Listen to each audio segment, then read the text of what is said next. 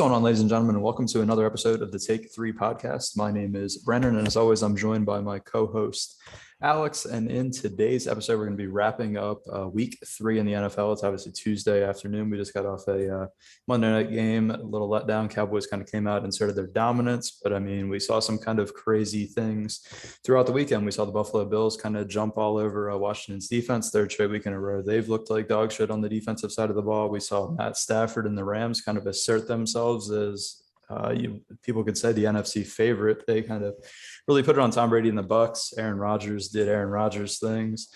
The Ravens escape in the last seconds, typical kind of Detroit thing. Before we really get into what we have on the slate, how are you feeling on Tuesday afternoon after week 3 in the NFL? Pretty good Sunday bet wise, and picking the spreads is getting more clear which teams are legitimate and which teams are just kind of getting worse almost. And then, pretty good Sunday, disappointing Monday as an Eagles fan, but pretty good weekend of football overall. Yeah, very interesting. First thing I'm really going to bring up on the docket, obviously we had a afternoon game, 4:00 game, 3:00 game in the Central Time Zone. The Rams Bucks, they met up in LA. Tom Brady's, it was crazy to even think that his first ever trip to LA, never played a game in LA.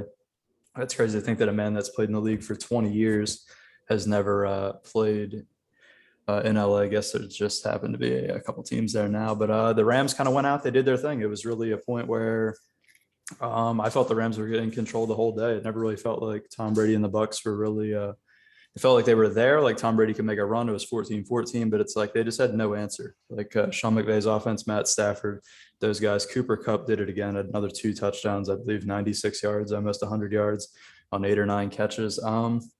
And the defense did their thing.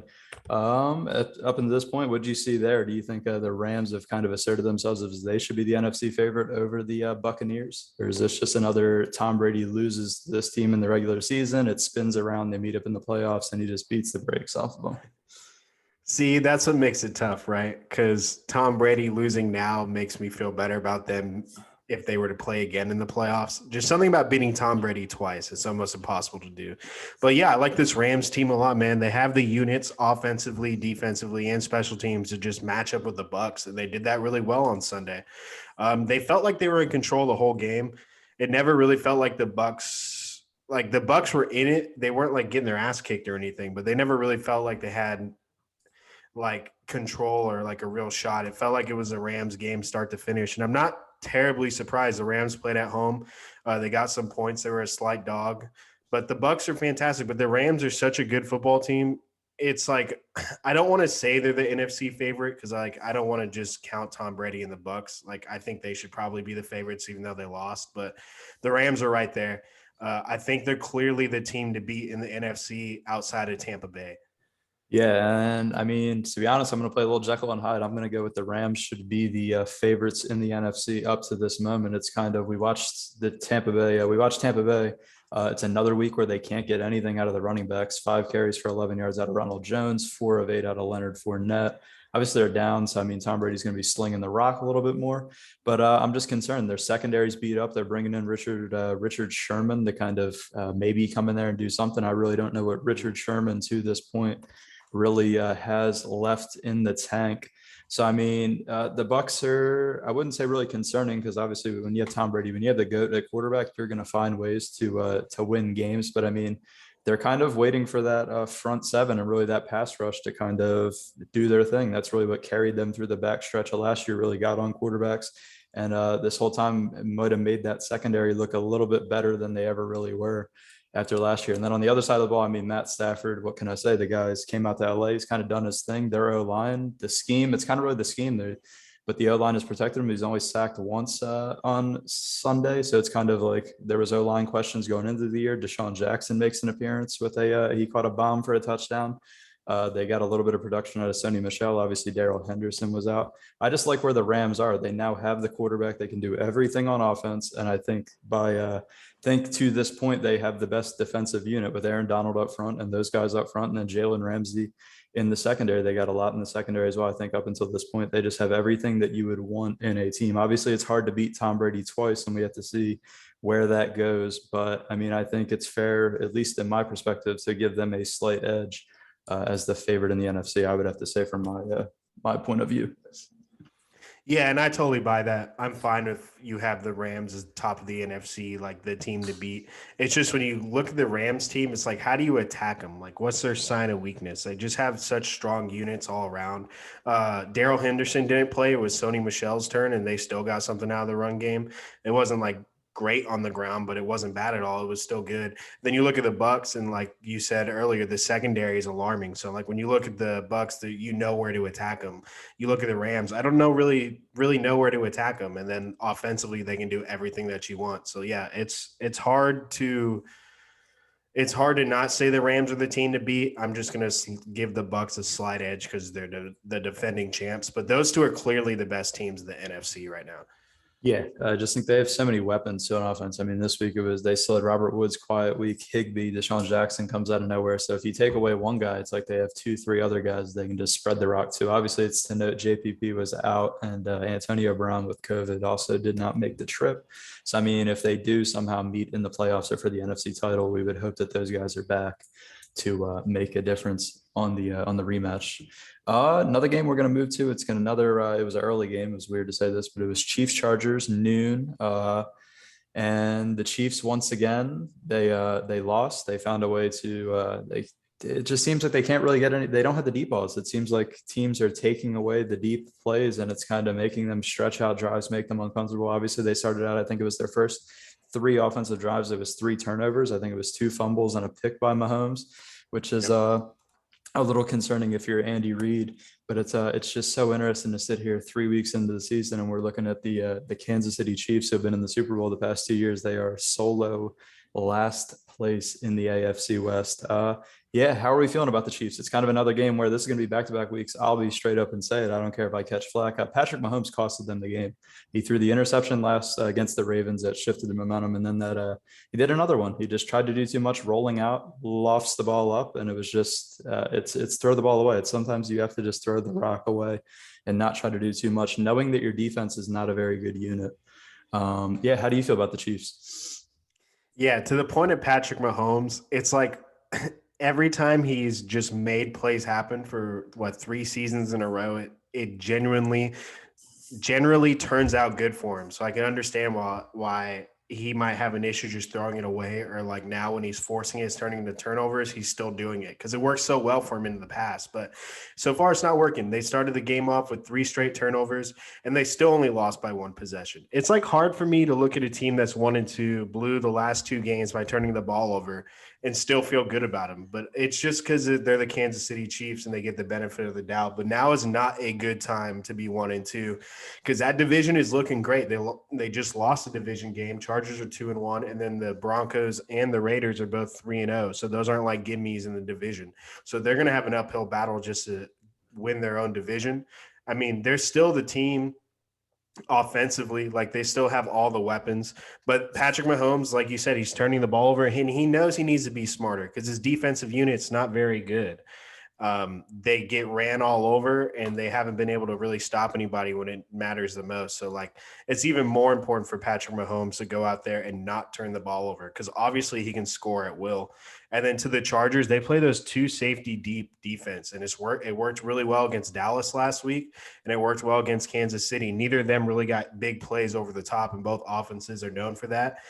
Dallas was able to run the ball all over them and escape with a win last week. The Chiefs were not able to do that, but it's like, I don't know. I should be lower on the Chiefs based off their play, but it's hard for me to be low on them. Even when they turned the ball over 3 times, they only lost by 6 points. Yeah, I'm not really. Yeah, I'm not going to jump ship. I'm not going to do the complete. Yeah, they're not the favorites in the AFC. Like I think they clearly are, but they have things that they need to work on. I mean, I love the halftime adjustments that they make because the Chargers were all over them in the first half. I believe it was 14-3 at half. Justin Herbert doing his thing, hell of a day. Mike Williams as well balled out. But the adjustment, right? They went to the Clyde Edwards-Helaire, the running attack, and they just kept pounding the rock, and then it just opened up the passes underneath. I just think it's concerning when you start to see a team that now who the past 2 years were so accustomed to them just exploding and just bombing it out. And to see, I mean, Sunday, their longest reception was 28 yards to Travis Kelce. So it's not really what we're accustomed to seeing. So it's kind of like maybe have these teams, we're clearly seeing these teams have adjusted to the Chiefs style of offense with the burners. to not get beat and just say, hey, let's see if they'll stretch out drives. Let's see what they can do in the. Let's see if we can do if we keep making them rally off plays and continue to go instead of letting them bang off a 3 or 4 play drive where they just hit you with a bomb and just making them work. It seems like teams are finally they're kind of adjusting and making the Chiefs work. And yeah, Patrick Mahomes, he just has to be smarter, right? You might have got away with it the past 2 years, but now you're seeing kind of the flip side. You're seeing what every other quarterback that isn't named Patrick Mahomes when they try to do something Yep. crazy and throws the ball up. This is what happens to normal quarterbacks. We see a quarterback in Jacksonville, Trevor Lawrence, tries to do something stupid, and it's a pick six, and we're kind of now seeing it happen to Patrick Mahomes. They just have, yeah, their defense as well. It's concerning. They have to play smarter. I know Andy Reid's he's a smart coach. He's not known as an adjuster, at least mid game. I mean, obviously he made great adjustments Sunday from the half, but you just got to see what they do. They got to clean a lot of things up because I mean, at the end of the day, when you get into January, even if you lose by one possession, your season's over. It doesn't matter the score, right? So losing by one possession or if you're getting blown out, losses are losses at the end of the day, and you do not want to rally them up. I will say this about the Chiefs: 1-2 and blowing games might end up being good for them in the long run because it puts their back against the wall. They need to focus, less room for error, and then just not being able to play your normal style of just 3 plays, like big plays over the top defense. Because Patrick Mahomes came into the year talking about how they need to work on the short and intermediate pass game because they really needed that in the Super Bowl. So maybe these are good examples. Back against the wall, you make less errors and you figure out a different way of offense for the team. It could be a good thing for them in the long run. They have all the tools still, but they definitely got to clean it up. Yeah, I think they have to find a clear cut number two as well. They brought in Josh Gordon. We don't know. Obviously, he's been in and out of the league for the past, it feels like 8 years now.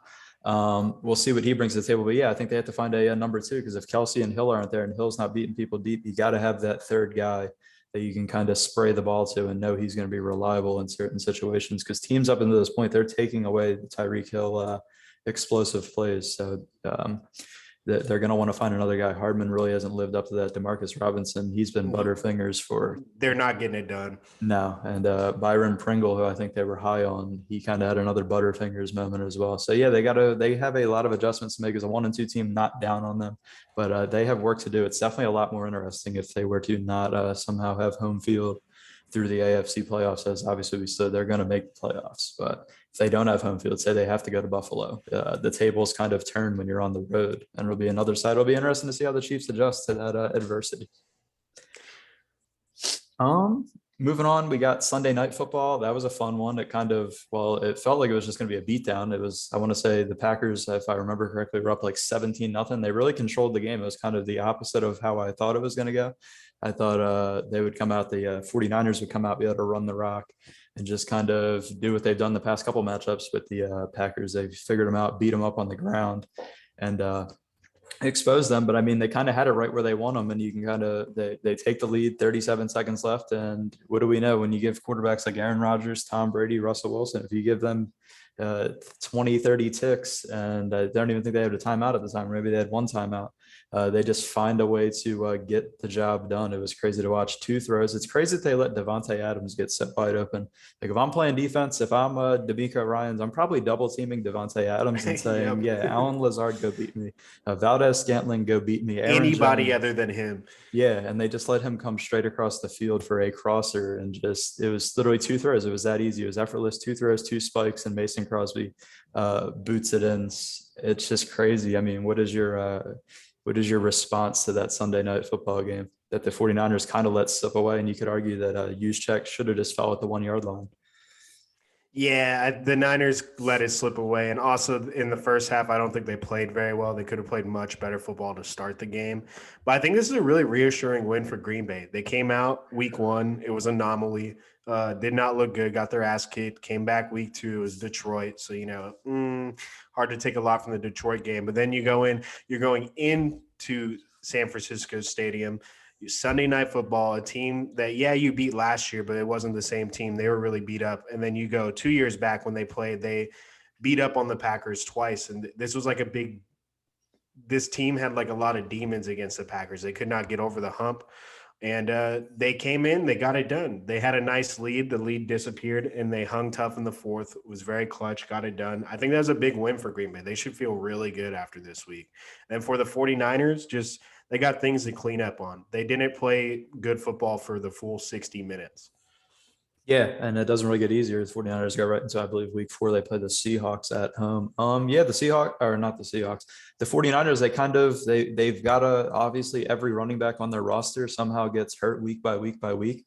But I'm gonna be honest, I don't think Trey Sermon's the answer. He just doesn't look like he has any explosion out of that backfield. He looks like, honestly, a budget version of Zeke at this point. He's very slow back there. He doesn't seem to have that NFL burst when I was watching that game on Sunday night. And as we know, the 49ers offense is predicated off of getting that zone run game going, and that it really opens up their motions and their play actions, and it forces the defense's hand. I believe Elijah Mitchell should be back coming week 4, so that'll give them a big boost. But yeah, they got to get that running game going again. That really kind of makes Jimmy Garoppolo's job easier. He was that spike fumble thing. That was pretty damn bad to watch. I don't know what the hell that was, but that wasn't good. Devontae Adams did his thing, man. He showed why he's probably if one of the best, if not the best in the league, balling out. And then the 49ers, it feels like every one of these like contending teams, they're another team, secondary issues. Josh Norman, he's aging. He had a bruised lung, spitting up blood. We don't know what he'll be like.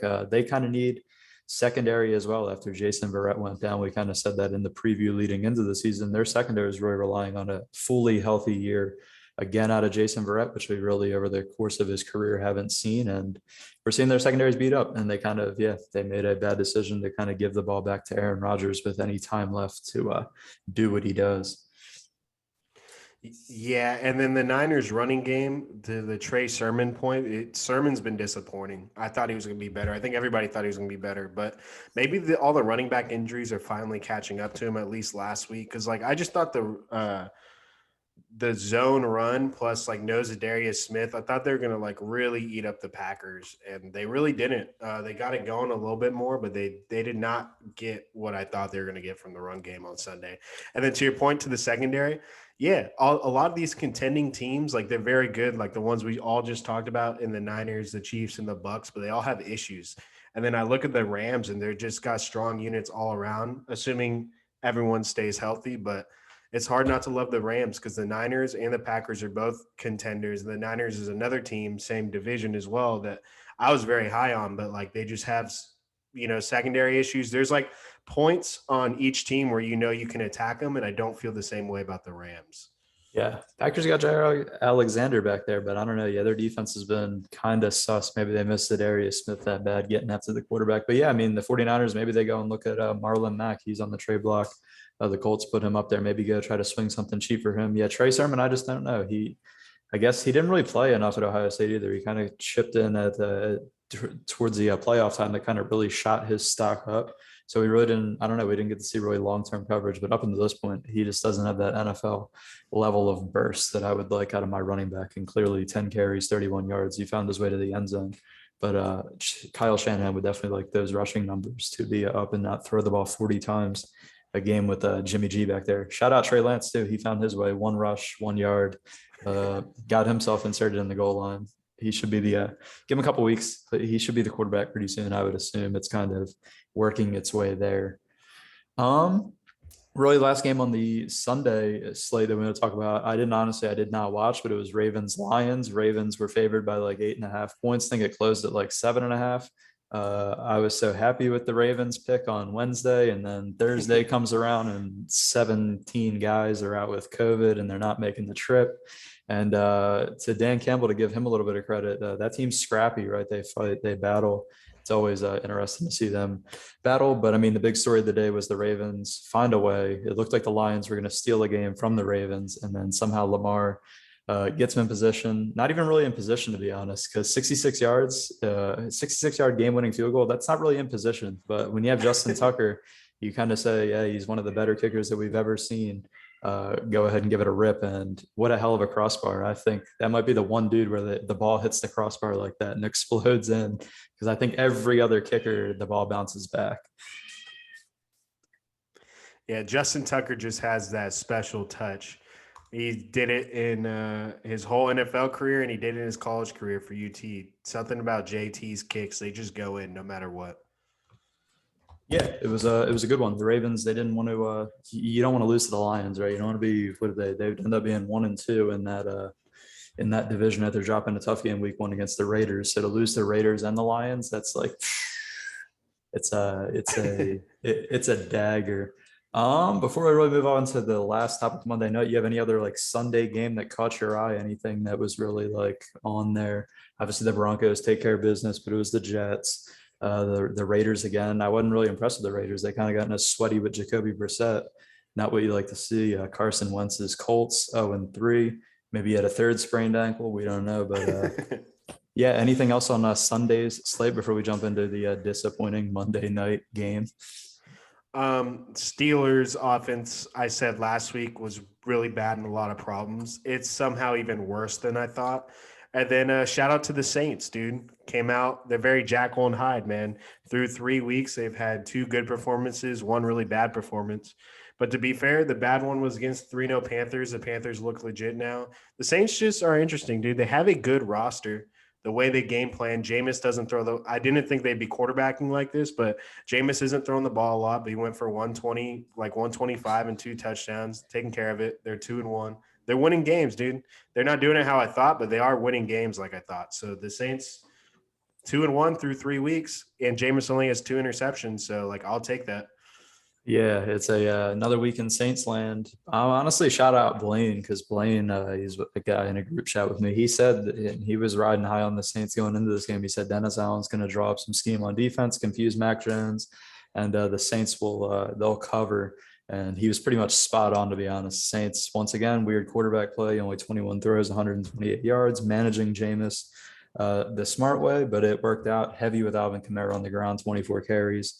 And yeah, the defense confused Mac Jones. It was kind of the one week where Mac Jones looked pretty bad, but had to throw the ball 51 times. Definitely interesting times. And yeah, the Steelers offense, they're atrocious. Like, I don't even, there's no other word. Like, maybe call up Cam Newton, maybe give him a call. He's a free agent.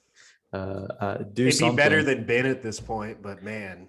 Yeah, I mean, almost anybody is. And yeah, just one more on Sunday for me is shout out to Buffalo, man. They came out, they did their thing, abused Washington's defense again. Washington's defense is the third straight week, unimpressive. And the Bills are kind of they brushed off that Steelers loss, which was a weird one, and they've now positioned themselves 2-1. They're in a good spot.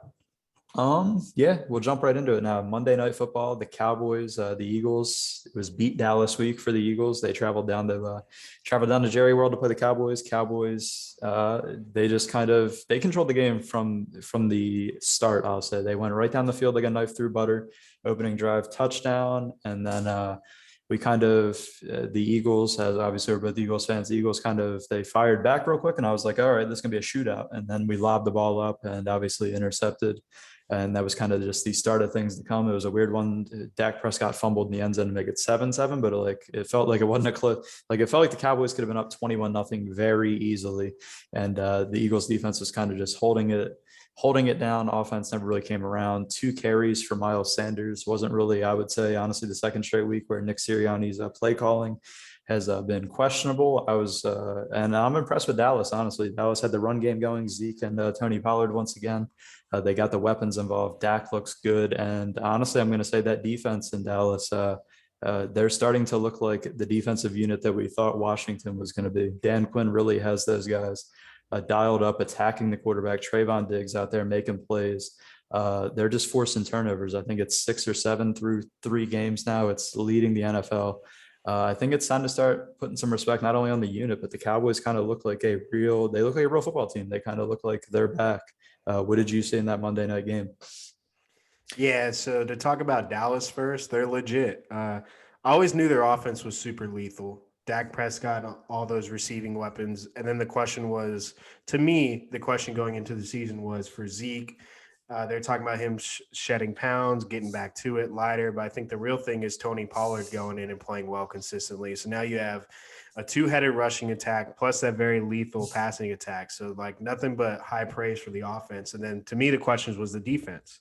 And I always thought after week 1, I went, I don't know if they can get turnovers consistently. And then they did it against Justin Herbert in LA. And then they did it again Monday night against the Eagles and Jalen Hurts, and that defense is legit. Yeah, Diggs is playing really well. Micah Parsons has come in and not skipped a beat. He's been really good as a rookie. And the defense, if they're getting turnovers every week, Dallas is a legitimate threat. They can win any football game. And then to the Eagles standpoint, I was disappointed as an Eagles fan watching that game. Even when it was 7-7, it felt like it shouldn't have been 7-7. Dallas basically kicked the Eagles' ass from start to finish. I just don't know what I see from Jalen Hurts and Sirianni. I wasn't super high on Jalen Hurts going into the season. I definitely wasn't down on him. I just was unsure of him. I remember watching him last year. He just felt kind of like a one read run. And then I got kind of that energy through the game yesterday. Maybe just the offense wasn't clicking at all, but there was times where I just felt like it was one read and then dip and then not. He wasn't doing multiple reads. Miles Sanders only got 2 touches. I like the involvement of Dallas Goedert and Zach Ertz. I like the tight end involvement more, but man, the offense left a lot to be desired. And then that interception where it was just an underthrow and he threw it inside and Rager was on the outside. That was just like, that's not the kind of pass I want to see from an NFL quarterback. It just looked short into the inside. It was just not reassuring at all. So like it leaves me questioning Jalen. I was questioning him going into the season. Then I felt really good because week 1 was an ass kicking, but it was the Atlanta Falcons. So maybe that was just because of the opponent. I don't know. I just have a lot of question marks around Jalen Hurts and the Eagles in general right now. Yeah, it's weird. Honestly, they're kind of a team I came into the season, no expectation for the Eagles, and I kind of wasn't surprised. I mean, they're not, everybody kind of got up in arms over a Falcons win, but at the end of the day, this team is not built to beat better football teams, right? The Dallas Cowboys are a better football team. The 49ers are a better football team. The Chiefs that they'll face next week, maybe the next 4 teams they face are all better football teams. So it's just kind of there. I'm more concerned about Nick Sirianni's play calling than Jalen Hurts. Really, I think Sirianni really didn't set Jalen Hurts up last night to succeed. Miles Sanders, 2 carries, 27 yards, averaging 13 and a half on the ground. How do you not get the run game going more against a weaker Dallas front that's kind of beat up against the run? You tend to drop. I mean, Jalen Hurts is going to be a 40, 50 time drop back quarterback in the NFL. He's kind of, you use the run game to kind of set up your RPOs, set up your bootleg play actions, and set up things. You got to be tricky. He doesn't have the greatest arm, but he has the mind.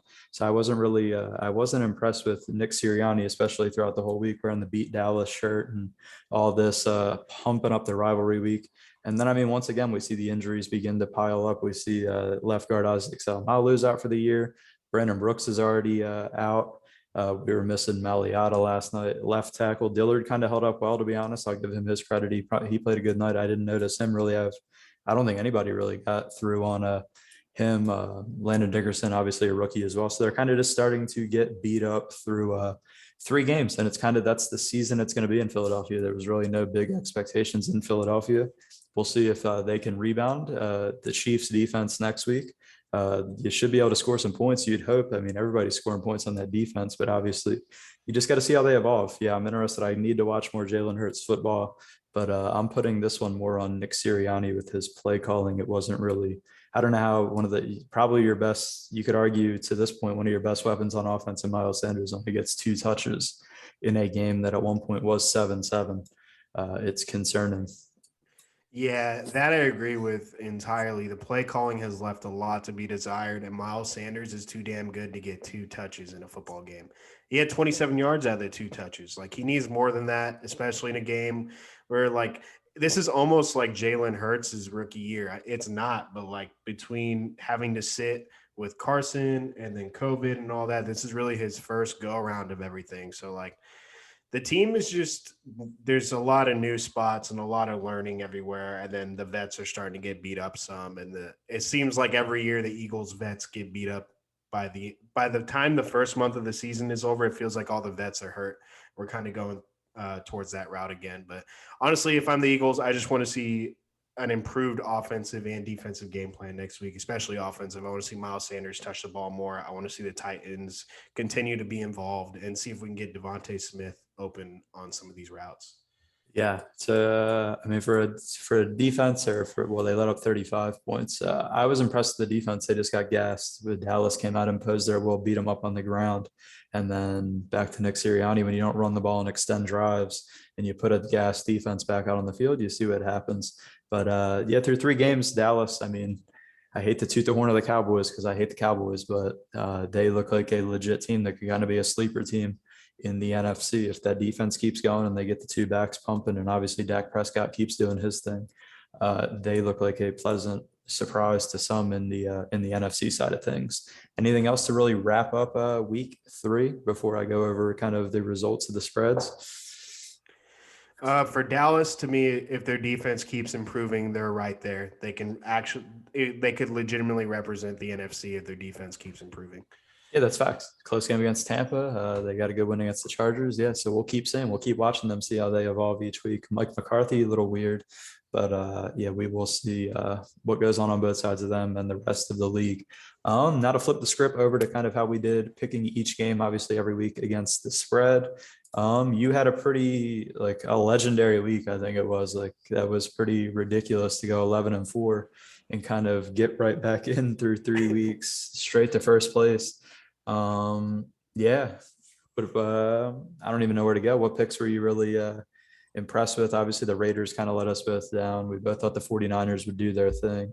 Washington really let me down. Washington, the Chiefs, and I don't know. I thought the Bears would have a little bit more explosion. I didn't think their O-line was that bad for Justin Fields to get sacked 9 times. And a lot of people are saying, yeah, Fields isn't the guy. Matt Nagy really isn't the guy, and their O-line is so bad. So maybe if I'm Justin Fields, I just want to sit out and maybe not play behind that O-line. And then Cardinals early in the day was a little shaky because they're being weird, kicking 68-yard field goals as well and letting guys return them for touchdowns. But shout out Trevor Lawrence. I mean, that guy, he'll cover for you. You don't even need the Cardinals to do anything. He'll do flea flicker interception. But yeah, great week by you. Yeah, what was the formula? Maybe I can carry it into next week. Yeah, I got really lucky with the spread. It just kind of everything bounced my way this week. To the Bears point, we didn't really talk about the Bears much, but man, do I hope they get rid of Nagy and I just hope they don't ruin Justin Fields because Sunday was abysmal, and that's like a nice way of putting it. But for picking the spreads, I just thought like going into the week, it was a weird one because a lot of these spreads are big, right? -8, -7, -7.5, 7, 6.5. I just thought they were given so many points, but I thought it was one of those things where like we're going to see some of the better teams show that they're legitimately better. Like the Bills against Washington, we're seeing some separation finally. The Broncos played, I think it was the lonely Jets, so 10.5. Browns against the really bad Bears, Panthers against that bad Texans team. We're just starting. It's just, I feel like it's getting harder for the bad teams to cover with all the points. Like it is a lot of points, but we're just starting to see the good teams get into more of a flow and show that they are just better football teams. Yeah, exactly. So I mean, through 3 weeks, you were behind, and now you jumped into your four game lead over me as you sit 22-23. I sit at 18-27, and then we got John at 16-29. Rough week on his front, but hey, his lock of the week was the Dolphins +4.5. He said lock it in. Flores is a better coach, and yeah, the Raiders kind of sleptwalk. So I liked that a lot. And then obviously Washington, I can't believe. Yeah, I guess they suck. Like, I guess they're just going to get the head smoked off of them. I just think the Bills are that good. But to one more point, how bad are the Giants, man? They lost to Atlanta. They lost by 3, so Atlanta +3 covered. But like, man, the Giants, I thought they were going to win like 6, maybe 7 football games. I didn't think they were being great, but man, they look way worse than I thought they would look too. In fact, some dude came in the comments or in the preview said 10 wins. I don't know now where you dialing up the 10 wins from if you can't really beat the Falcons, who kind of make every team look good, right? Like the Falcons, they made the Falcons defense look good. That's how bad they are. Like, yeah, the Eagles crushed the Falcons, and then we haven't looked good since. So like, yeah, that's really telling for the Giants. Exactly. So it's yeah, it's just another week. We're kind of, I think now, yeah, I have enough data on these teams to kind of now make some better picks. I'm probably throw a 14, what is that, 15-0 week? Like I'll probably pick every game right next week. Of course. I'll probably dial it in. Yeah, that's really it. Any really closing thoughts on week 3? No, fun week, bad Monday. Excited for next week. Keep it moving. Exactly. We just keep it rolling. Well, I mean, that's going to be a wrap for today's show. I want to thank everyone for listening.